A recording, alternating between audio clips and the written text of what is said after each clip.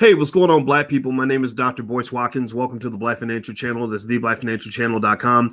Today, I want to talk about what happened today, the bloodbath that is Microvision. Microvision is the latest target of Wall Street bets. And just like all the other pump and dump schemes, Microvision shot to the moon. And then that sucker dropped to the depths of hell. So we're going to talk about the 23.75% drop in Microvision that occurred right after a massive, massive rise of over 100% in 1 week. We're going to break that down on the Black Financial Channel. So buckle up your seatbelt. Let's get started. We're going to get it cracking right now.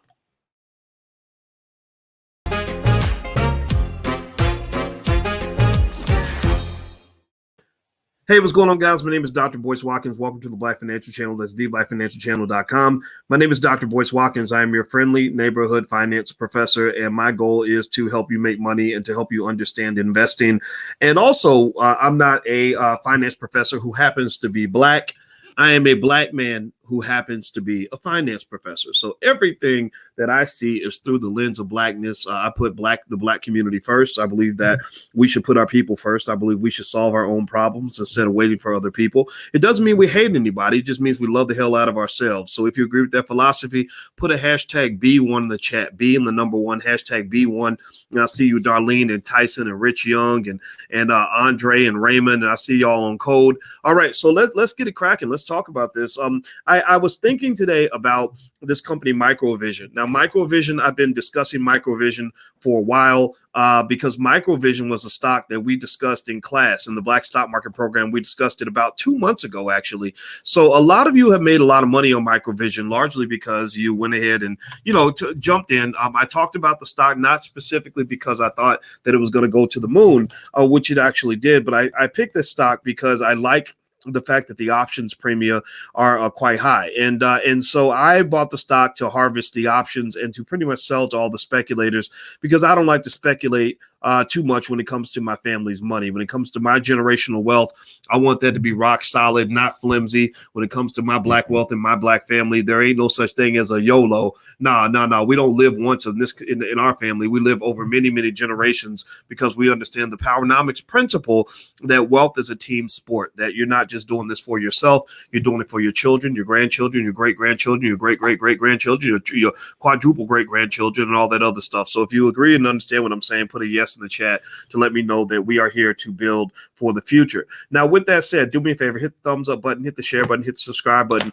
Let's talk about Microvision. Okay, so Microvision, basically Microvision became the talk of the town on a forum called Wall Street Bets. Now, give me a yes or no if you've heard about Wall Street Bets and you know what they represent. I assume you've heard of them. I know some people may even be offended by the title. I think KT doesn't like the title. Well, get off their nuts, KT. Get off their nuts, man. We ain't here. We ain't jocking nobody up in this mug. So no disrespect to Wall Street Bets, but let me break it down for you and explain to you why Wall Street Bets may not be the Robin Hoodians that you may think that they are. You think that they're these young dudes, man, these dudes that are like, yeah, we're going to take on Wall Street, bro. We're going to go and get them, man. Yeah, dude. We're going to go and take all their money, bro.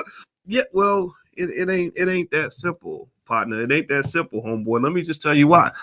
The Wall Street Bets Forum, which I follow very, very closely, and I don't have an issue with the people that get involved with that, it has a certain culture. And I don't disrespect that culture at all. I don't think that they're bad people per se. Because there's thousands of them, right? Millions, in fact, I think.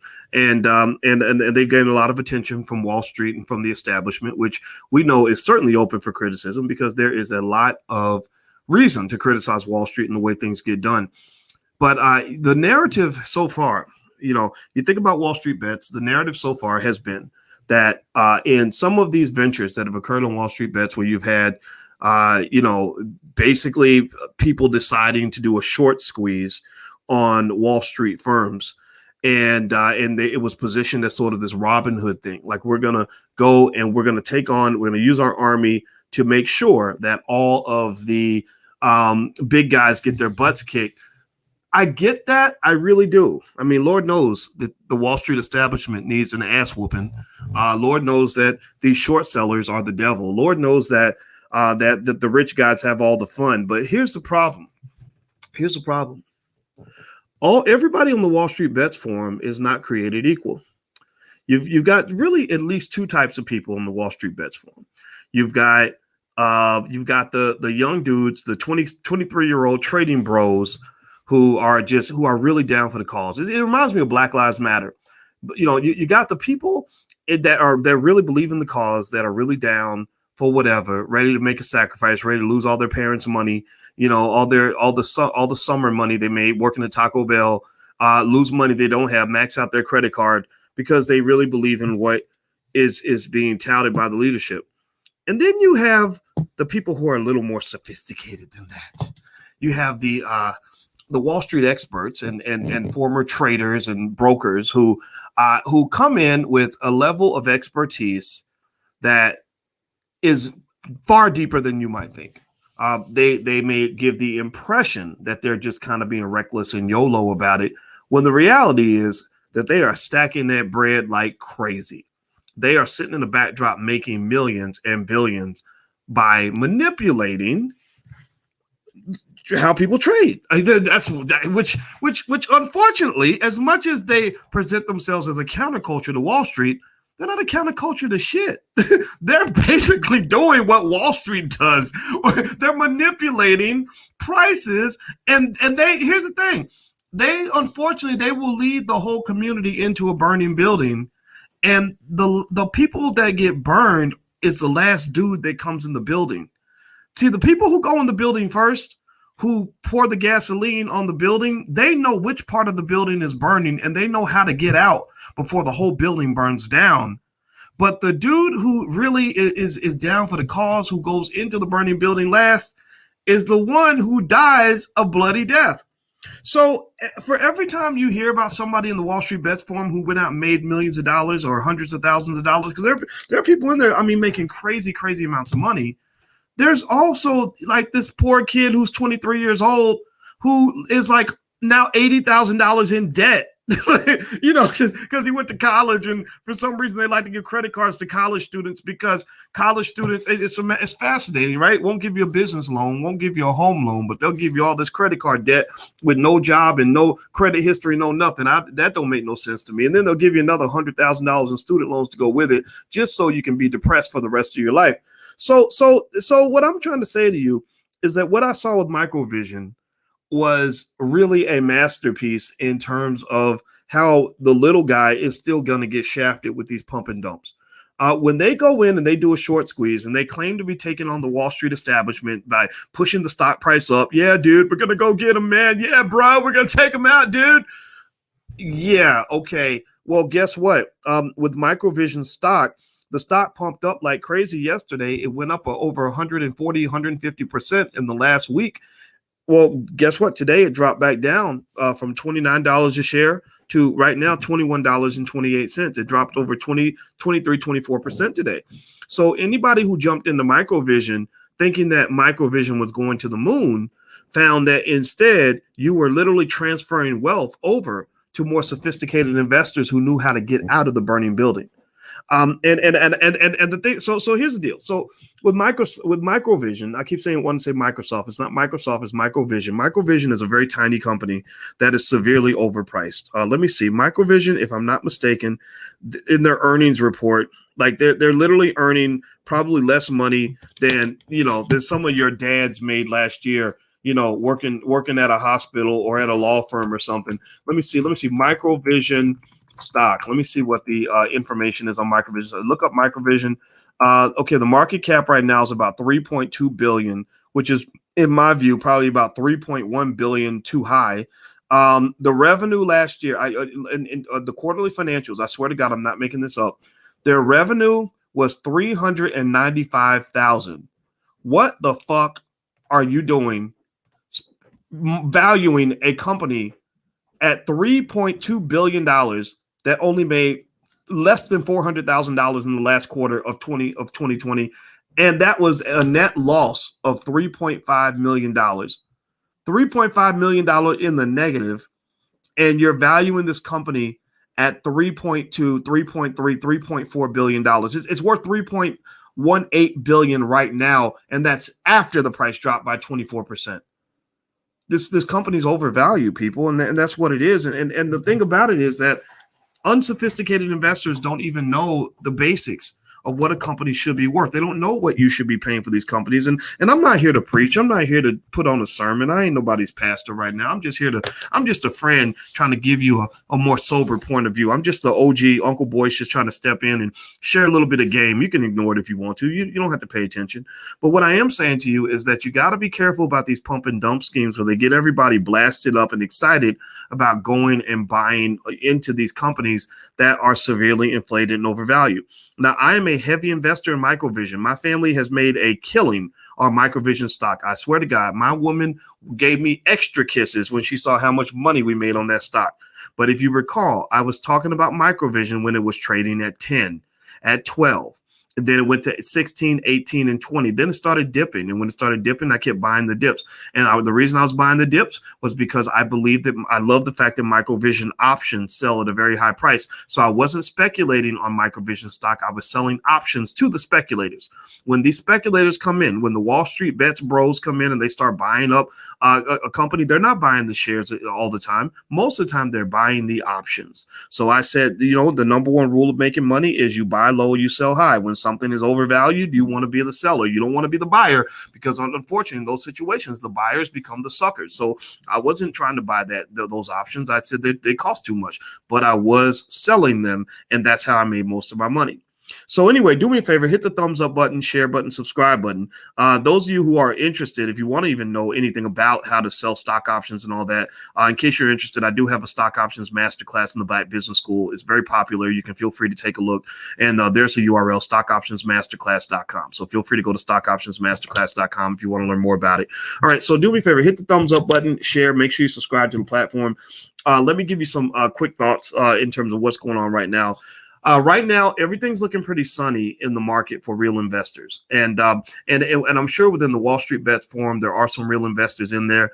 Unfortunately, they've created a culture that isn't really investing; it's more like gambling. They created a very casino-like atmosphere where there is kind of this really huge amount of excitement over how much money people are losing. There are people in there that use the word YOLO, like you only live once, so you might as well take all the money you have and throw it at the wall. And unfortunately, we know a lot about that culture because we got a lot of rappers in our culture that have been mass promoting economic irresponsibility to the Black community.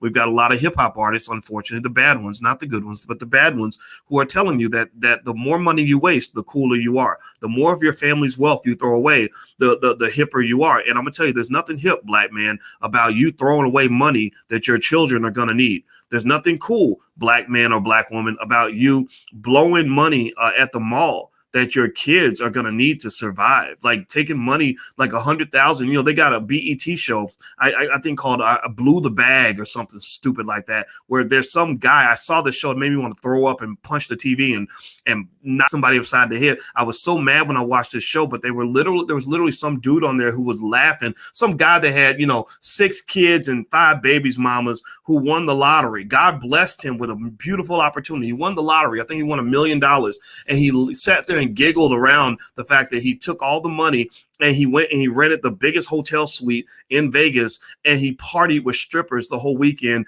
And he literally spent all the money partying with strippers. And I said, you dumb fuck, you have children that need you. They need their father to be a responsible human being. And you took all that money and you blew it on a pack of hoes and a bunch of liquor and a bunch of weed and spent it on a hotel suite. Now, all that generational wealth, all that money that would have helped your little girl pay rent 20 years from now, or pay a mortgage 20 years from now, or would have helped your son stay out of jail. That money's gone because their daddy is a dummy. Right? So dummies end up creating dumb situations for their children. And I'm telling you, don't go out here and be a financial dummy. Don't go out here and be a sucker, because they're selling you a bunch of sucker crap on TV. And that sucker culture is all over the place. So we must end that plague. The same way they said we got to flatten the curve and social distance from the virus. Well, we got to socially distance ourselves from the dumb acidness that is mass marketed to our community. The financial irresponsibility, the financial stupidity, the financial ignorance, that is no more. We have put that to rest. RIP. Everybody type RIP in the chat if you know what I'm talking about. RIP to all the ignorance that put us in the situations that we're in. RIP to all the bad generational curses that have kept us broke. RIP to all the bad habits that we learned as children that we will not recommit to as adults. RIP. Type RIP in the chat if you get what I'm saying. All right. Thank you, Tremaine. I see you in there. All right. So here's a final point. Right now, in terms of investing, those of you who have diversified portfolios, everything I'm it's kind of a financial weatherman. I've been paying attention to the storm clouds. I've been looking around to find any indicators to say that stock investing is going to get messy or turbulent. I'm seeing nothing but sunny days, to be honest with you. The Fed is about as accommodating to the stock market as it possibly can be. Our companies are making more money than ever before. I think Google just set another record for earnings. You've got all kinds of indicators that pretty much tell you that there's this pent up demand. That's what they're calling it, where as soon as they take the mask off, as soon as people go out and they start partying, they're going to start spending money. So stock investors, based on what I'm seeing and what the experts are saying, are going to do pretty well, especially those who know how to hodl.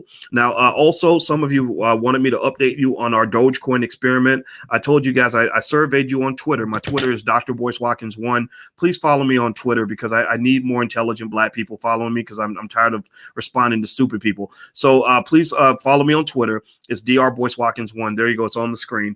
And basically on Twitter, I did a survey and I said, how many of you would like for me to buy some Dogecoin as an experiment and report on the results? Well, so far, so bad. So far, the Dogecoin experiment is not going well. We bought it 38 cents a coin, and now those Dogecoins are worth 27 cents, and which is about 27 cents too high. It's because Dogecoin is actually absolutely worthless. So the Dogecoin experiment is not going well. We didn't hit the jackpot, but we're gonna hodl and see what happens. Now, with that said, one more thing I want to mention to you guys is that many of you have asked about things like how to own a hotel, how to invest in hotels. Well, one thing we're doing in the Black Business School this week is we're having a mini conference that's about 4 hours long on how to buy a hotel. And so if you're interested in investing in a hotel, you can actually go to blackhotelinvesting.com.